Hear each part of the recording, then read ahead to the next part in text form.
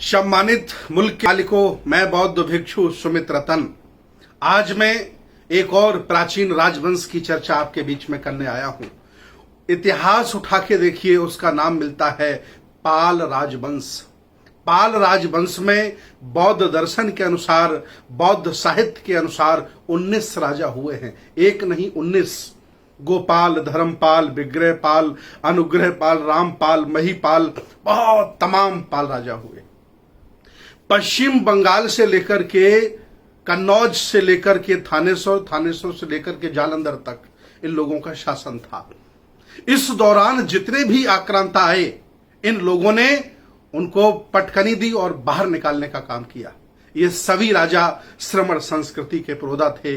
ये सभी राजा बुद्ध के अनुयायी थे। ये सभी राजा श्रमण परंपरा के मानने वाले थे। ये सभी राजा समता में विश्वास करते थे। आज पाल वंश के लोगों को गडरिया कहा जाता है, धनगर कहा जाता है, बघेल कहा जा सकता है, और अलग अलग राज्यों में अलग अलग भाषा में अलग अलग नाम हो सकते हैं। लेकिन मैं आपको बता दूं, ये राजवंश भारतीय इतिहास में सबसे स्वर्णिम राजवंश है। इस राजवंश के द्वारा इतिहास में लिखा है कि विक्रमशिला विश्वविद्यालय पाल राजाओं ने बनवाया।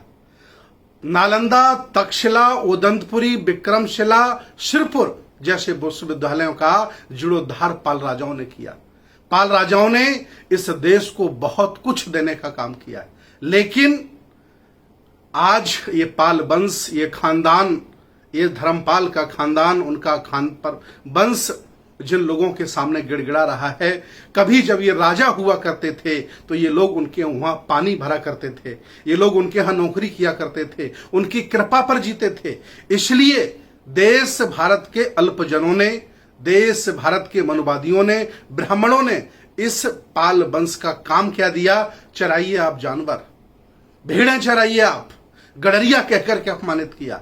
मैं आह्वान करता हूं इस राजवंश से, आप अपने आप स्वाभिमान जगाइए, इतिहास पढ़िए, 19 पाल राजाओं का इतिहास पढ़िए। अगर आपके पास नहीं है तो हमसे संपर्क करिए, मैं आपको इन राजाओं का इतिहास उपलब्ध कराने की जिम्मेदारी लेता हूं। और मैं, चूंकि आपने इस देश को संभाला है, इस राष्ट्र को बेहतर बनाया है, इसलिए मैं चाहता हूं कि आज फिर ऊर्जा इकट्ठी करिए, बुद्ध की संस्कृति को धारण करिए, श्रमण परंपरा से जुड़िए, छोड़िए इन आडंबरों को, छोड़िए इस मनुवाद को, और आइए मैं आह्वान करता हूं, इस देश को संभालिए।